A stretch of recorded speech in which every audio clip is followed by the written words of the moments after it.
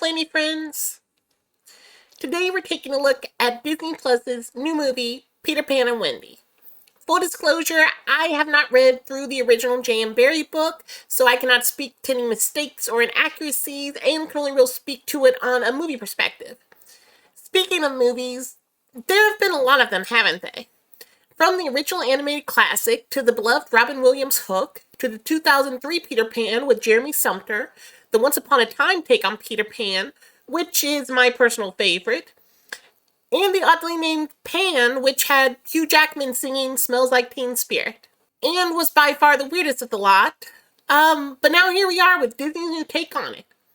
Given their penchant for making shot-for-shot remakes of animated classics in live action, how does this one fare in the grand scheme of things? Well, before we dive into it, please consider liking and subscribing, as seeing that subscriber number go up is the closest thing I can get to a legal dose of pixie dust, and it is likely going to be my only happy thought going forward. Hit the button? No? Alright then, let's move on to Peter Pan and Wendy. Slight spoilers ahead, you have been warned. And Wendy, please don't wait until the last minute to pack. Opening this up, I really enjoyed some of the scenery and cinematography of this film. The beginning with the kids play fighting and just the look and feel of the home just really set a nice tone for me. The pirate ship and Skull Rock I think are really well done and bring these places to life. Likewise, when we get to Neverland and have story time at night, these shots just look really beautiful, and I really appreciate the work that they did to get there to make this happen. Now let's talk about the main character, which, no, isn't Peter Pan. It's Wendy Moira Angela Darling, played by Ever Anderson. And I'll be honest, I actually thought she did a really good job in this. There were some cheesy moments throughout, but overall I think she did a good job of being a young woman who just doesn't want her world to change. But then the prospect of it never changing is actually somewhat worse to her. Honestly though, I can kind of get it. You want to feel young and be a kid until you're actually stuck with nothing but children, and then you realize just how much of an adult you really are. But I did like her take on not necessarily a motherly role, but more of a big sister role, which is something that her mother had talked to her at the opening about. Another thing I like is at the beginning her happy thoughts were very much about her childhood and having fun. Whereas towards the end, her happy thoughts are actually about living life, growing up, and seeing the world, and expanding her horizon. Which I just thought was a really nice touch and kind of showed the character growth that took place throughout it. Another thing that I like, which I don't really think has been shown in any other version of Peter Pan, is that Wendy in this one is older than Peter. Normally I think they're typically shown, if not seemingly the same age, but close to it. But in this one she is obviously older, and I think that changes the dynamic a bit. She calls him out on his recklessness and quite frankly uselessness pretty quickly, and isn't as charmed by Neverland as in the previous ones.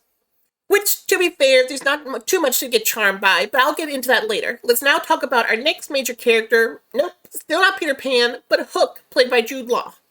I really feel like this show should have been called Wendy and Hook because they are more of the focus, and I'm not upset by it.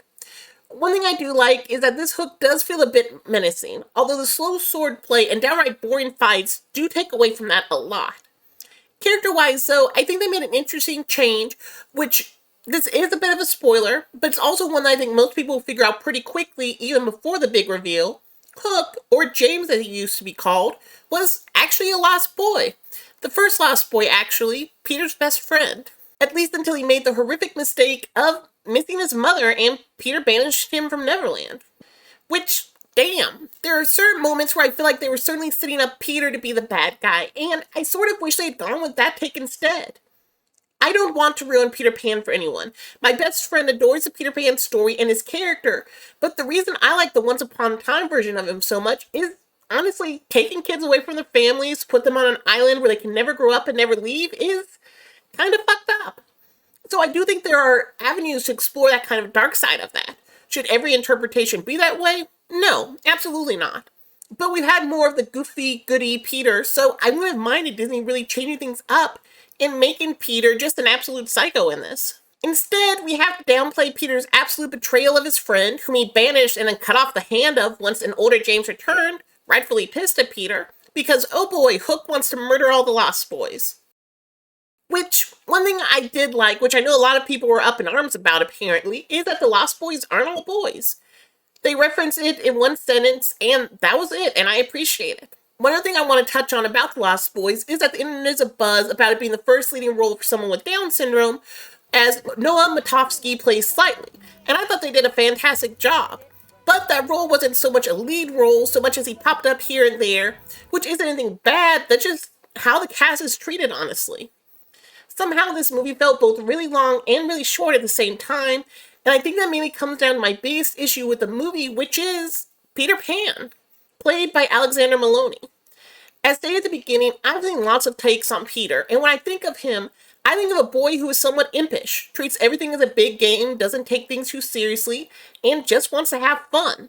Which is what they say this Peter does, but boy, does he not reflect that in his attitude. Most of the time, he just seems bored or disinterested with what's going on, and once again, the fight choreography and the way they handled the fight just didn't help at all because there's no real weight or substance to the scenes, which should be engaging. So what we're left with is a boy who says everything's a game, but doesn't seem to be enjoying anything that is going on around him. Honestly, the best scenes with him to me were the almost scary ones. There's a scene with him and Wendy talking about Hook and how he got rid of him for asking about his mother. And the look in his eyes and the sort of intenseness behind them really sold me in that moment. But not so much when he is supposed to be a jovial Peter. My other big issue with this is the entire movie takes course over the span of one day in Neverland. They arrive, are attacked, go to sleep, are attacked, and finale. And in that one day, Peter learns to accept help, learns to apologize to James for being a monstrous little demon, frees the Lost Boys, and, well, sort of saves Captain Hook at the end. And it just felt rushed. And out of every character in the show, I cared about Peter Pan the least, which is a big problem when he's your main character. Hell, I like Tinkerbell more, and the only real lines she gets are at the very end, but at least her feisty spirit and nature are still coming through in her actions, and I can enjoy what she brings to the movie.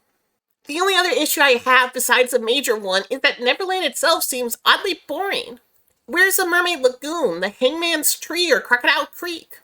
All we get are some lovely scenic shots, but aside from the pirate ship and the ruins that they stay the night in, that's all we really see, along with a brief glimpse of the Indian camp. I feel like there were some good ideas here. Once again, I went into this sort of hoping for an awful rendition that I could enjoy for how bad it was, but instead I'm left frustrated because I actually think it could have been something really great if the focus was put in the right places and maybe the pacing was a bit better. I think back to Hook and all the locations we went to and got to see, the vibrant colors and the memorable scenes. Granted, it was about 30 minutes longer, but we also spent most of those 30 minutes in the real world, whereas this one passes the second star on the right at about 10-minute mark, and it just feels lacking in so many ways. So, what are my final thoughts? Honestly, despite my criticism, I actually do think it is one of the better Disney live actions. It's not great or even good, but it's fine. That being said, it did try new things, and it did take chances, and it wasn't just a shot-for-shot remake of the original, which I'll give them credit for. If you have Disney Plus, there are worse ways to spend an hour and a half, so give it a shot and see how you feel about it.